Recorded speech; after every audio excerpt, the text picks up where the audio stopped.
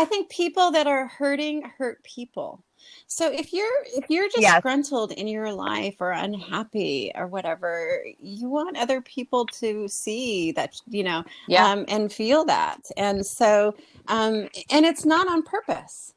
true, It's not on true. purpose. It's just you're in kind of this miserable place, and so I can see where sometimes you're just kind of in this miserable place, and you do this thing that causes irritation to another, and it's just a trauma trigger. And so you're triggering me, I'm triggering you, and it's not healing for either side, right?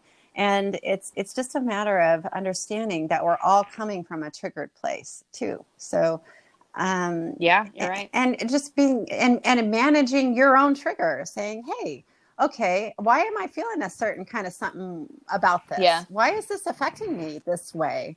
And manage your own trigger and kind of talk yourself through it.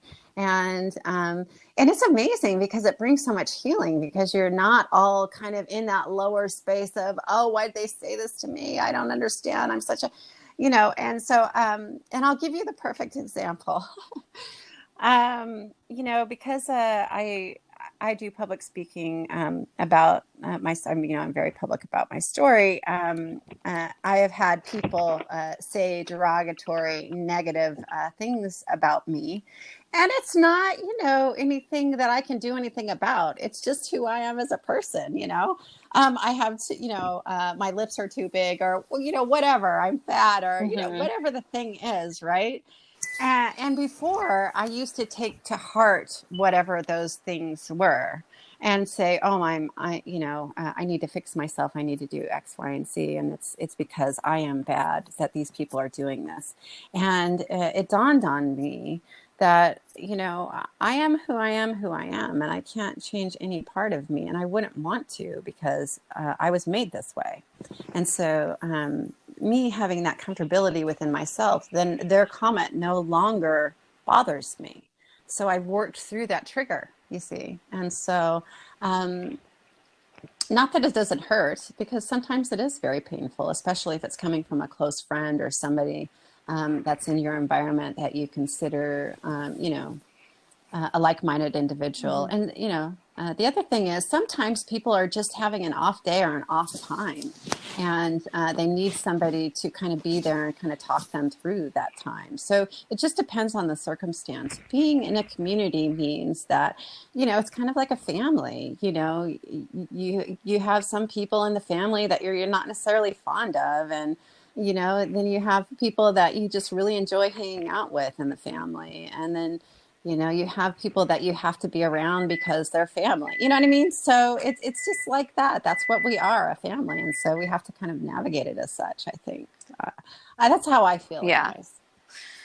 Miranda, everything. I agree. We're really, And wait, let me clarify really quickly.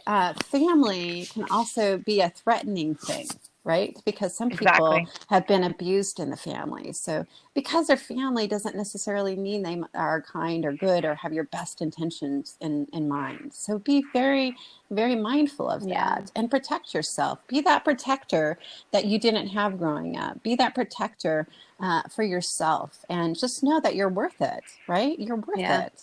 And so it's really difficult, and I'm sorry if you've had any terrible experience within the community, but I think it's helped you grow stronger too. It's helped me grow Yeah. stronger. I definitely think it's with everything. Yeah, we love agreeing with people. We're not used to it. But and also, just to drive the point home, you guys, like, we learned this attack therapy shit at those tables in those programs, and for a lot of us, myself included, we also started learning that at birth in our family units, where narcissistic, codependent, toxic relationships are like these ancestral cycles and traumas. So it's actually first nature for a lot of us. So well, that's why we want to so evolve. true. It's so true. We were talking about this earlier, is that, this is kind of how we understood or were taught to kind of cope, right?